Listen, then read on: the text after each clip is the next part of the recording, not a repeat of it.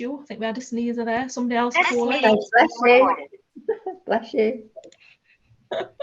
Sorry, I'm not on mute. I'll go back on mute and stop. Sneeze quietly. That's quite all right. So I don't know if you can see my slides that I'm sharing. I hope that you can. Can anybody tell me? We can. Is that a yes? Fabulous. Yeah. Thank you very much. So as usual, the meeting's been recorded. Please feel free to put something in the chat, or you can email if you're a bit shy, but do shout out. We've got quite a big agenda today. We've got Claire off, who's very kindly stepped in at the last minute for Steve, going to give us a quick COVID update. And what a trooper, she's not even seen the slides yet, but she knows her onions. We've got Emma going to talk about our communications. We've got a little request from Support for You. Lisa Chandler's here to talk about long COVID. Sarah Ackers about the vaccine update, a little bit about the People's Panel, and then some future meeting dates. So we'll crack on with Claire first. Claire needs to come off mute. Good afternoon, everybody. So, yes, as Tracy says, Steve isn't well today, so apologies if this isn't very polished because I'm just doing it at the last minute. So we're looking at, as usual, at our COVID figures and the usual caveat. The West Midlands Mayor very much welcomes the reappointment of the Levelling Up Secretary. Sorry, hello. Has somebody got the news on? I think somebody has. Prime Minister's questions. I thank my honourable friend for their question. I just put somebody on mute, but it's not that person. Sorry about this. Here we go. I think I've muted them now. Oh, great. Oh, it's PMQs, of course, isn't it? Yes. Yes. Oh, great. Well, no worry. Okay. Sorry about that. Okay, so usual caveat that we're not doing universal testing anymore. So what we're looking at is trends rather than really detailed local numbers. Okay, next slide, please, Tracy. So that's showing you up to the 17th of October.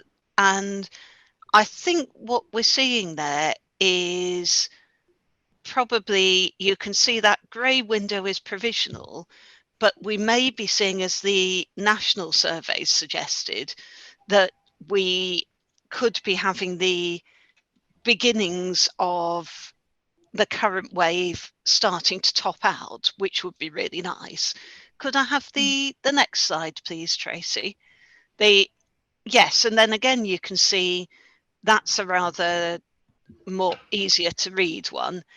If you look at that, you can see that while we're not yet going steeply down, what we have got is more of a sense that things are starting to flatten out and might be going in a downward direction.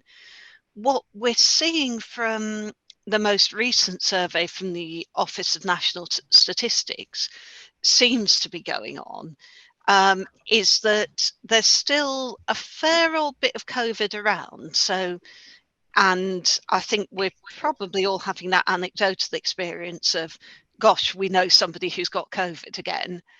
But what we're starting to see is a slight differential between age groups. When the most recent ONS survey came out, it suggested that cases in people over 70 in particular were beginning to show a definite drop. And that maybe, hopefully, is because the over 70s have had very recent access to the autumn booster. So bear in mind, there is a benefit from boosters. They're a good thing to have. Do encourage the over 70s in particular to make sure they get them. So next slide, please, Tracy.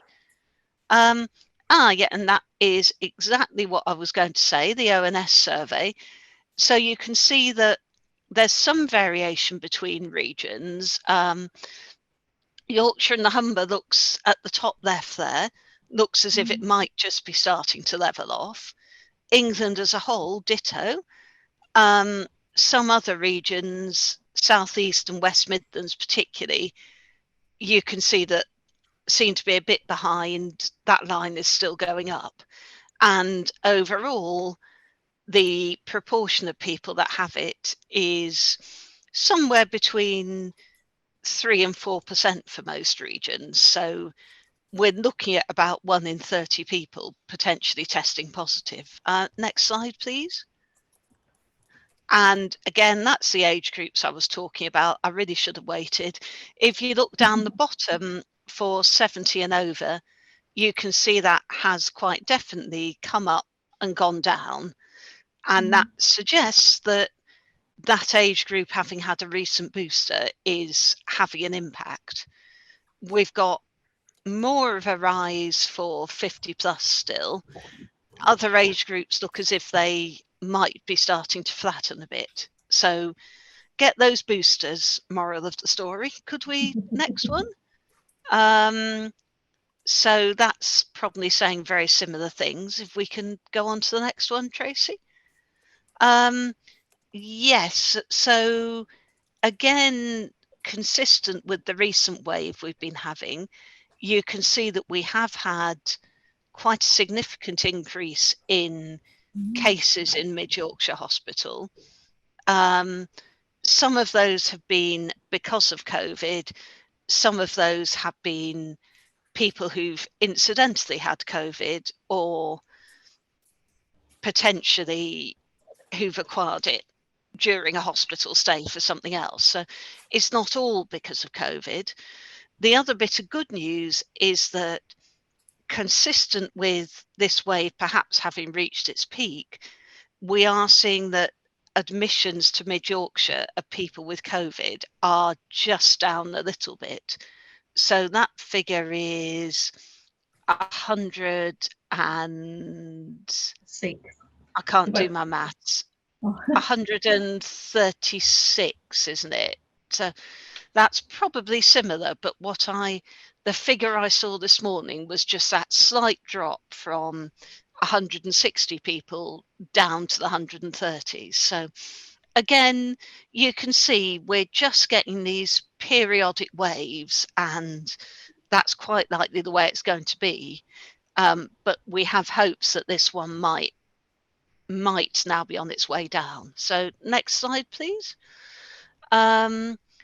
Deaths, mercifully, and also the number of patients who are more severely ill and needing critical care in Mid Yorkshire.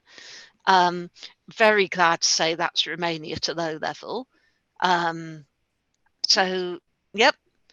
Oh, I'll come to that question in a minute. So basically, still a lot of it around, still a lot of precautions are advisable, especially for people who are vulnerable.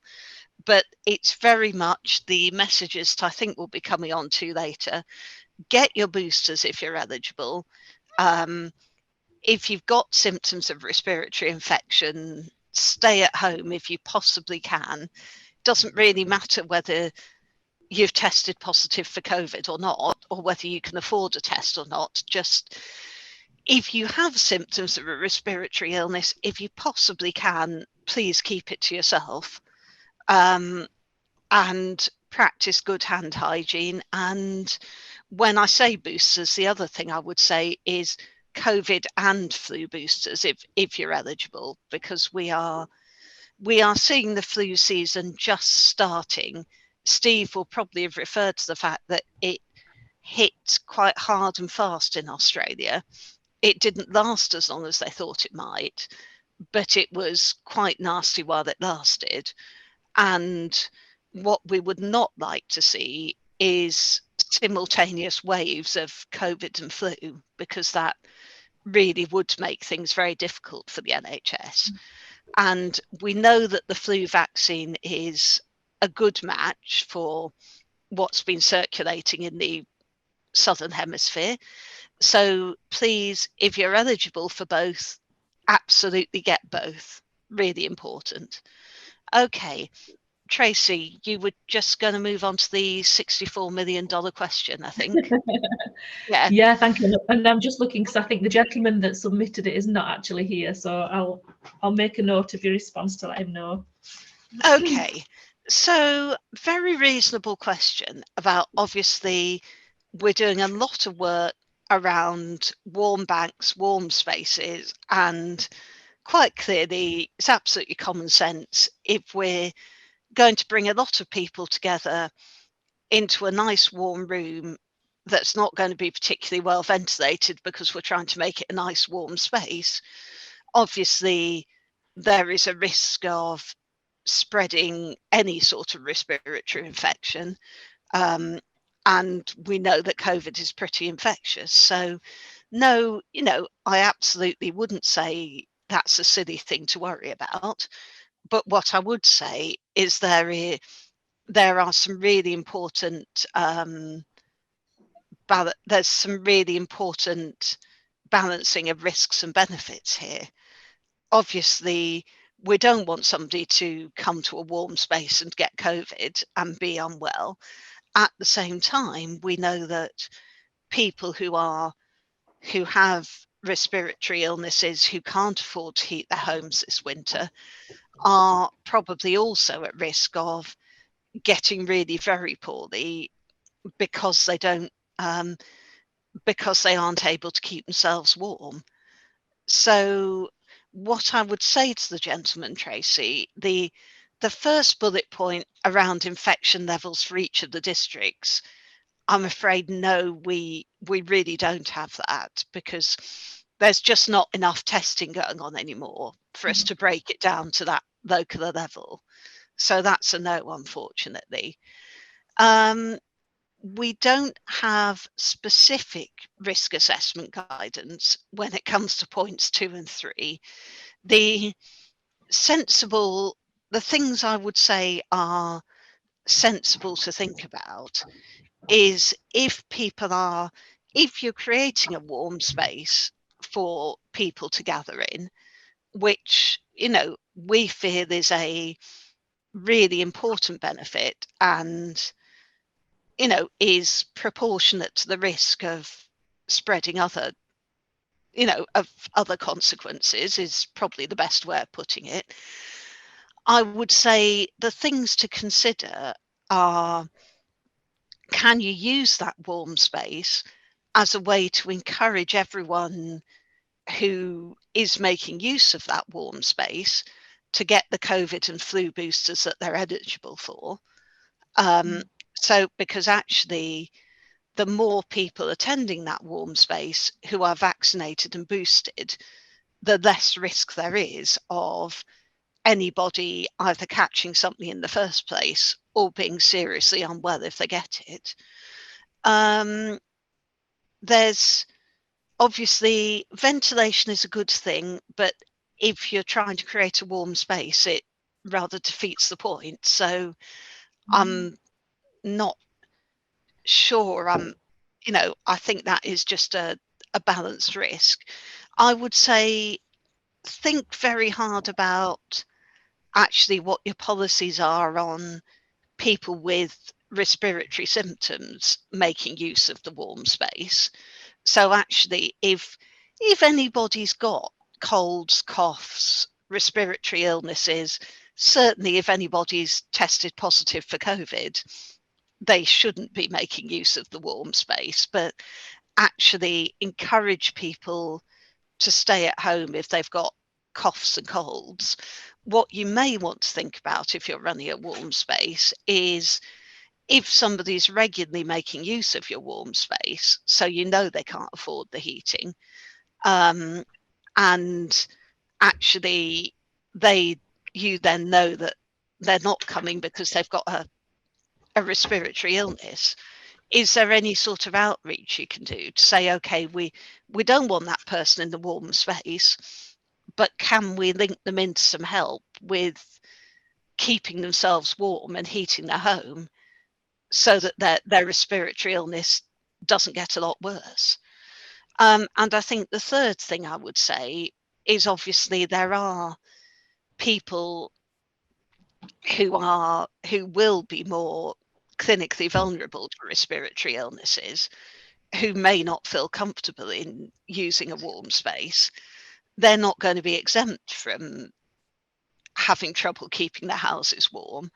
So it may be worth thinking about, if you're running a warm space, actually can you have any sort of outreach function that, if there are people you're aware of who are having problems with affordable warmth but aren't comfortable coming to a communal warm space, can you link them in to help with the heating costs? Can you help them with getting some form of heating that can be used at home?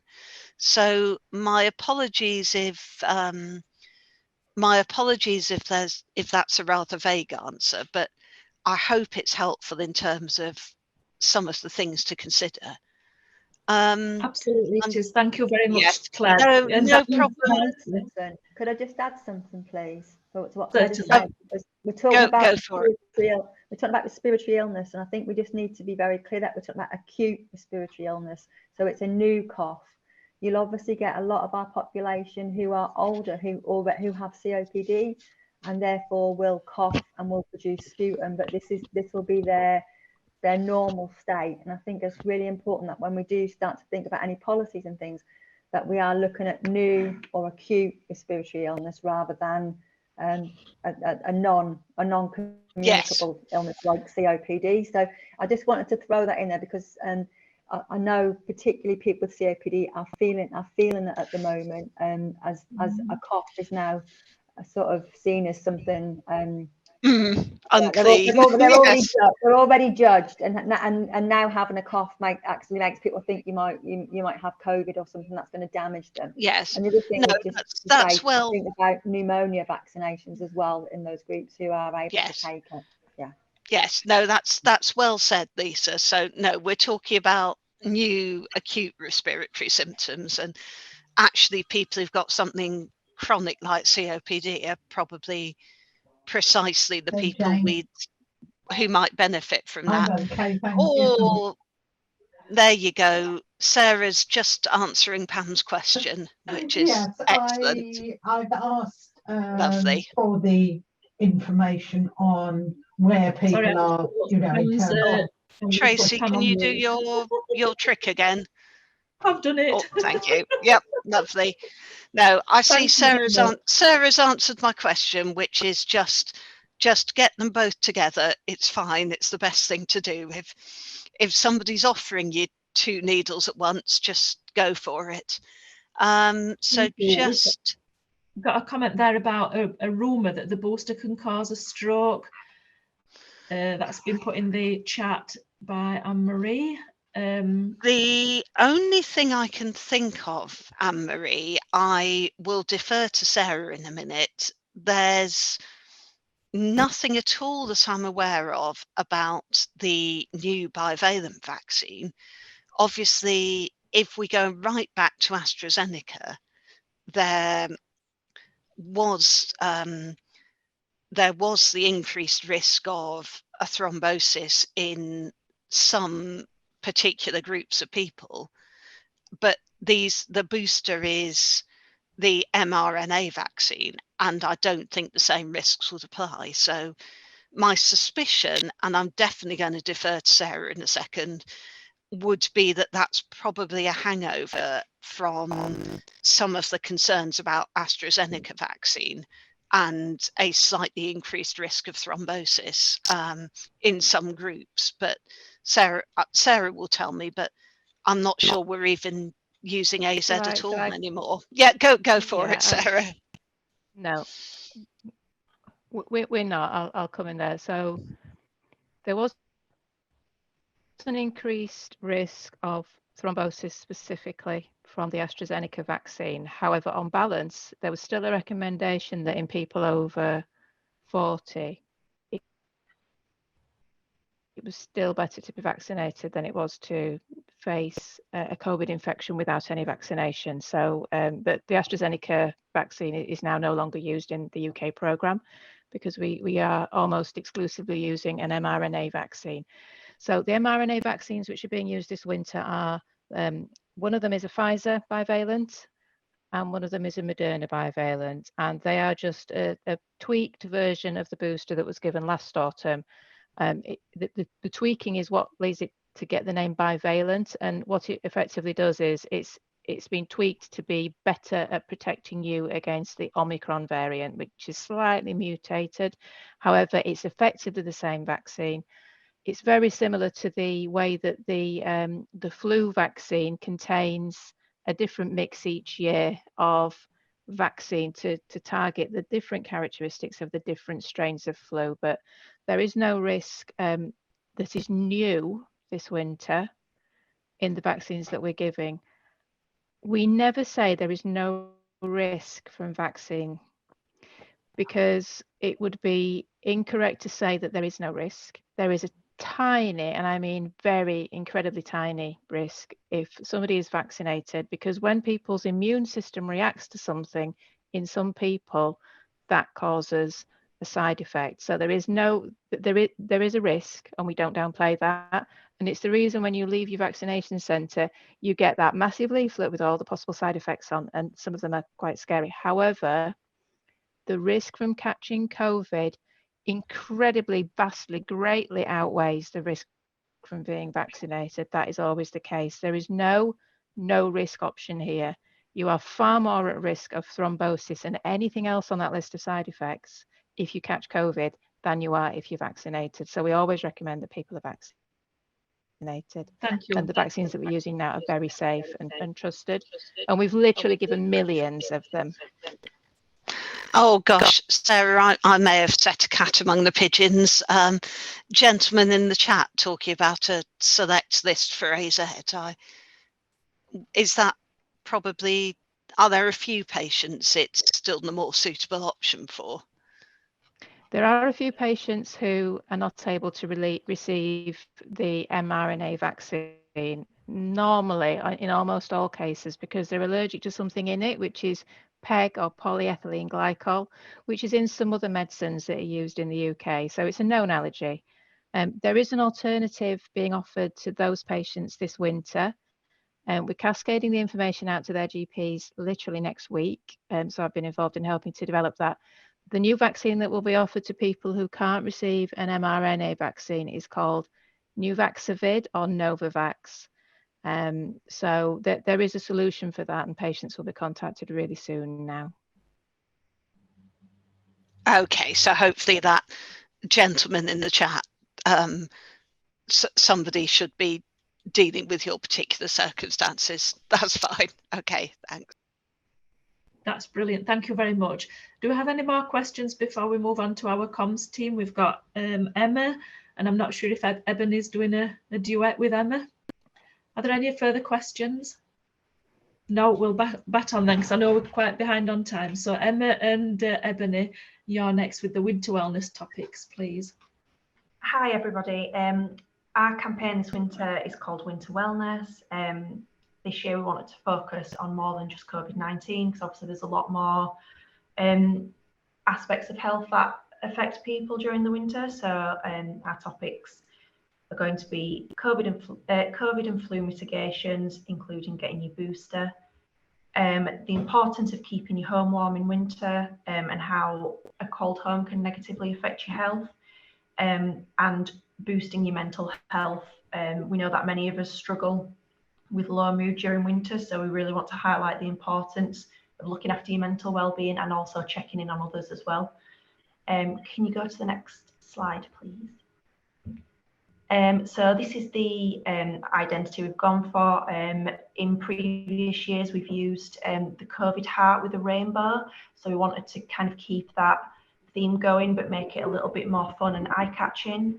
So the top left is the overarching image that we're going to be using, but then we've done some kind of more fun seasonal related assets. And then could you go to the next slide, please? Oh. That was it. I thought we got 3 slides for you. How bizarre. Yeah, I can just talk through the rest of it. So we'll be delivering. Oh, no, it's fine. Don't worry about it. We're going to be delivering the messages in a variety of ways. So we have a web page that I'll put the link in the chat for everybody, so you've got access to that. We're going to also be producing a booklet that'll go into places such as GP surgeries and community centres, which will have similar info on to the web page. We're going to be doing a lot on social media as well, so please, if you see any of that, please feel free to share that. We'll be looking at newspaper ads, digital screens in the ridings and Trinity Walk, bus advertising and bin wagons, and we're also looking into some rhubarb radio ads. I'm so sorry about that. I've found the slides that you sent me. Yeah, I don't know if you don't worry, that's totally fine. I put it big enough. Wait a minute. I'm making a right hash of it, aren't I? But there's the slide, and I will make sure that I put the slide in this slide set. So sorry about that. Thank you very much. So it leads me nicely, actually, because our comms team have been upgrading the web pages of for the council and looking at all the websites. And we do have a web page. I'm not sure if any of you have been on it or looked at it, but it's called COVID Community Champions. So there was some talk about dropping the COVID and just calling you, the people that share information and help us to disseminate stuff, calling you community champions rather than COVID community champions. So I just wondered if anybody had got any views on that. COVID's not gone away. Does it matter what you're called and what we call you? We want to get our web page right and not upset people by changing the name. So if you've got any views on whether we should drop the word COVID and just call you community champions, please do let me know. Pop it in the chat or shout out. And on that note as well, I've just this morning been speaking to somebody from EasyRead, and we're wanting to produce some EasyRead documents as well for our colleagues and friends who might struggle to read and would benefit from EasyRead documents. And the EasyRead company can do a training. It's 3.5 hours one day, and then 3 weeks later, it's another hour and a half to make some EasyRead documents. It's for 5 people. I haven't got the go-ahead yet. I've sent the costings to one of my managers to say, please, can we have some money to do this? I'd love to do it. If our comms team colleagues would like to do it, that would be awesome. And if anybody from the COVID Community Champions, people on the call today or who are not on the call, if you would like to do it, I can't promise, but please let me know if you're interested, and then I can include you. So thank you for that. And then we've got a request. This is from Jim Leyland, who is my service manager, and he's sent this out to Health Watch, Citizens Advice and Live Well. And I suggested that perhaps we could ask the champions too, and he was very, very much in support of that. So we do know the cost of living crisis is impacting on all of us, and that services are already stretched and demand will be increasing. So our ask of you, please, is if you have information or hear stories that might be helpful for us to be aware of what's happening on the ground. We don't want individual stories or personal details because we can't get involved in those. We're just looking for general issues that you might come across. And I know that you all are out and about speaking to people. So if you do hear information about a local service or local people that can't access service or anything like that, please could you let me know and I'll pass it on. And that's going to be ongoing. Thank you very much. And now we've got Lisa.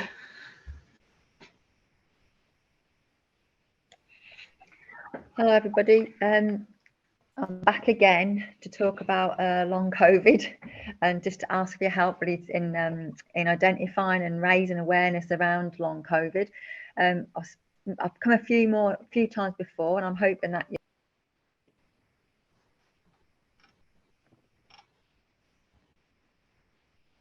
Can anybody hear? I've lost her. I've lost her too. Can you hear me now? Yes. Yes, I'm having problems with my sound, so I'm having to shout at people because for some reason I can't get the sound through my ear thing, so I'm shouting at my computer. You might be able to see me doing this. Right, so hello everybody again. I'm Lisa Chandler. I've been along a couple of times to talk about particularly to talk about long COVID or post-COVID syndrome, as the new name is. Really, it's about raising awareness again and making sure that people haven't forgotten that there is this collection of symptoms that go on. We're on seasonal autumn, that's it. That this collection of symptoms that really can be quite serious for some people. The common things you might see are fatigue, but you might also see chest pains or gastrointestinal, trouble with people's stomachs, maybe diarrhea, sickness, sort of ongoing for a long period of time. You might see people with lots of headaches and things like that. And if you are experiencing symptoms after COVID, after a COVID infection or what appears to have been a COVID infection, then we would really ask you to go along and see your GP. Once at your GP can check you out to see what if there is a particular cause for those symptoms, or if it's something that we need to do through the post-COVID assessment service. And what we're hoping to do today is to show you a video about the post-COVID assessment service, so that it's desperately trying to jump in at the minute, so that you are aware of what the service is, but also if you can, share the link with others. For someone who hasn't had a previously positive test, you don't have to have had a positive test to get through the service, especially now. What we tend to see is about 12 weeks after any peak, we see an increase in referrals in a post-COVID assessment service. Many people, particularly those who were in the first wave, never had a test and didn't, because they weren't available. So now that we aren't testing like we used to, if someone has had symptoms that could be associated with COVID and then go on to feel unwell for a number of weeks after, or if they feel unwell and they might have had a COVID infection, because obviously it's different for everybody, and they might have had a COVID infection, or say there was someone in the house who had it, or that then still got the GP and you can still get the same sort of treatment and same sort of support. They will always do is exclude any other reason. So it's becoming more of a diagnosis of exclusion. So if you think you've had COVID, you're just as welcome to come forward and you will be seen and treated in the same, with the same level of respect, and people will believe you.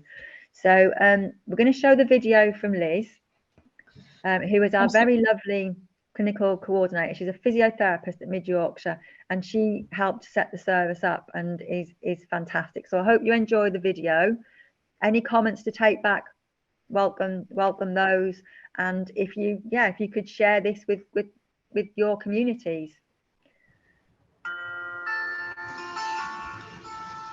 Hi, my name's Liz Woolley and I'm a respiratory physiotherapist and the clinical coordinator of the Long COVID Clinic in Wakefield. The service aims to help people manage their symptoms and to set goals to direct their rehabilitation.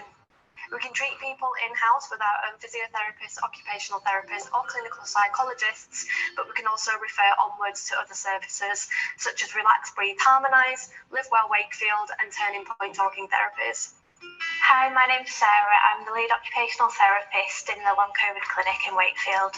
One of the main areas that I support with is vocational rehabilitation. Vocational rehabilitation involves supporting someone with returning to work after a period of illness due to COVID. This might involve providing suggestions on your phased return, for example, and looking at the activities you might need to be able to complete once you are back in work. Hi, my name is Alex Buchala and I'm a clinical psychologist working in a post-COVID team. As a clinical psychologist, my role mostly involves psychological assessments and jointly working with other colleagues in other disciplines. Patients sometimes worry that if they've been referred to see a clinical psychologist, the healthcare professional might think that the symptoms are in their head. How we think about it is an effect of a long-term health condition affects us as a whole person. It affects how we feel in ourselves, our mental health. It affects our relationships with other people, our ability to engage in things that we value, such as work, hobbies, and it affects our loved ones. Therefore, a successful recovery from a condition like a post-COVID syndrome should be thought holistically, and it can also include psychology to discuss those effects and think about them and think about how we can manage them. Hi, my name's Lewis. I'm one of the respiratory physios from the post-COVID team. It may be that after you've had COVID, you find you get breathless on minimal activities such as doing the stairs. or going for a walk in the garden. I see people in my clinics or home visits where we have a chat about what good breathing looks like, how to engage their diaphragm, how to relax their chest. As well as this, I also look at breathlessness management during activity to help you get back to doing things that you want to do without getting that short of breath. This may look at some positions to help you recover from your breathlessness, or some techniques for you to use whilst doing your activity. Hi, my name's Anita. I'm the occupational therapist from Wakefield Post-COVID Assessment Service. And what I would look at is the fatigue management, brain fog and energy conservation. So we do this by teaching a range of self-management techniques, looking at pacing, planning and prioritising. We offer a range of appointments through virtual, face-to-face or over the phone. If you or someone you know needs support managing their long-term symptoms, get in contact with your GP and ask them for a referral.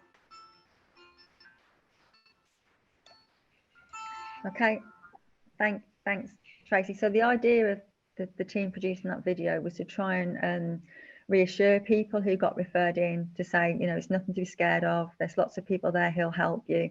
And we have had over 900 referrals to the service now, but we do think that there are many people out there who just aren't coming forward.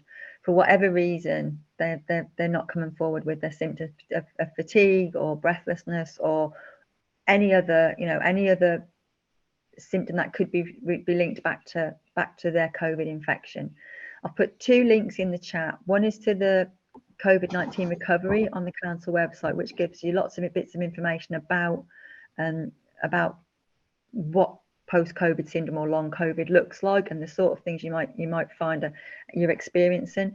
And the other one is the Your COVID Recovery, which is an NHS site, and on that site it gives lots of different techniques and advice and things you can do to help with your symptoms. But please, if you think anybody might be experiencing this, ask them to speak to their GP. Go in and get some proper assessment done and some help through this service, if at all possible. We've got some information coming through soon in lots of different languages and a WhatsApp campaign planned with the help of Pat McCusker, who I don't think is here today, but Pat McCusker and Kerry Murphy within the public health team. So we are, we're trying to reach out, but we feel that, you're seeing people on a daily basis, and we would be really grateful for your help. Might that be something we can do in Easy Read as well, Lisa? Yeah, there is that Pat McCusker is looking at it from sort of all those angles for us. It's a leaflet that's been produced by Leeds, and we looked at it and thought, actually, but I think we could probably do with making some changes to it. So Pat's had a look at it and he's making those changes. And again, we'd love to share it with you and see what your thoughts are on it once it's done. Just with another hat on, we realise that this is the COVID Champions group, but because of your links in the community, I'm sure lots of people would really like to ask for your help on a number of issues. And for us this year, there is some help we would like to ask you to be able to get some messages out around acute respiratory infection, how to avoid it, what to do if it happens, for adults and children if possible. But obviously, if you don't feel that information and messages around children are appropriate here, then that's fine. But if you would have us back to speak about particularly people who've already got a respiratory condition, what they can do to stay well over the winter, we would be really grateful. I know in some of the other areas there's been some really specific sort of in-depth training for some of their COVID champions or community champions. So if anyone would be interested in not becoming a clinical expert in asthma, but be a patient expert in asthma or a patient expert in COPD, or other sort of conditions, we would be really happy to try and sort of set something up and do some work around that as well with you. So that's another little offer. Thank you, Lisa. Don't say anything now. Don't tell me no now. I'm all hopeful. I was going to suggest that one of the next meetings, we badge it as that, and then we advertise it a bit wider so that people who might not normally come would be able to come, if that's, that'd be great. Thank you very much. Yeah, We've and had we can get someone else to talk if you want as well, rather than me, which might be more No, fun. we love you. We love you, Lisa. Lindsay Taylor Crossley from the Recovery College has put she'd be happy to do a spotlight on the service article in their newsletter, and their That would be newsletter is fantastic. Thank you. I read Thanks, it every Lindsay. time it comes out. Yeah, love it. So thank you very much, Lisa. We're going to have to Thank back on you. because we're way over time, aren't we? But Sarah Ackers is next, and very kindly, only just this morning, I asked if she could come and give us a quick update. So Sarah, over to you. Thank you. Can I have the next slide, please? So I'm the Senior Programme Manager for COVID vaccinations for Wakefield, and I also get involved a bit more in flu now this year because we're trying to really join up our COVID and flu delivery. So we are literally in the middle week of what is seen as a 15-week main programme. That doesn't mean that after those 15 weeks you can't get your vaccination. It just means that we're trying to get everybody done by the middle of December so that we are protected going into the winter season. We opened 8 weeks ago with care homes first, and you can see from that lovely percentage there for care homes, we've got 82% of this year's boosters delivered in care homes. And actually, since some people weren't due, we've actually got about 90% coverage now with vaccination in care homes. We're at about 68% for those who are over 65 or housebound, and we're still vaccinating that group. We're still very busy. And then for patients at clinical risk, we only have about 30% coverage at the moment after 8 weeks of vaccinating. So we're very keen to send reminders to that group because they're often contacted in the first place by their GP. We've also been vaccinating health and social care and carers. Tracy, you've just gone away from the slides. Okay, we're also vaccinating. It's okay. We're also vaccinating health and social care workers and carers. We've been vaccinating them right from the beginning. So we've got 8 weeks progress on there. And while it's always quite difficult for us to pin down how many people are vaccinated, what we can see is that relative to the rest of the region, Mid York's Trust, the hospital trust, has the highest uptake anywhere in the region. So that's really good news. And I think their flu is very similarly high. And we're seeing very strong uptake from social care relative to the amount of uptake in other areas, and also from carers, including unpaid carers. So that's good news. Just if you look at the right, there's some colourful blocks. It just shows for those people that we've been open to for 8 weeks now, how we're doing. You can see that there's a lot more people who have been boosted, lots and lots of lovely green on there. There's about 17,000 people that we would like to have sitting in a chair with a needle coming up to them, who are overdue, which means it's now at or beyond a year since they last had a booster. And then there's about 35,000 people in those higher risk groups, the over 65 or clinical risk groups, who are, they're not overdue yet, but they are due to get their booster. So we hope they will come through soon. But as you can see, for those high risk groups, we've passed the halfway mark, which is really, really good news, considering we're at the halfway mark in the programme. We opened about 10 days ago for people who are 50 to 65 and who don't have underlying health conditions. And of those, we've already got 23% of them come forward and had their COVID booster, and many of them will have had their flu booster at the same time. So generally, things are going pretty well, but we would always like to get more vaccinations into people. If I can have the next slide, please. So when I came last time, I talked about who was eligible, and I think people broadly know now that if they are or aren't eligible. In the vast majority of cases, if you've got any clinical risk condition or you're over 50, you will be eligible.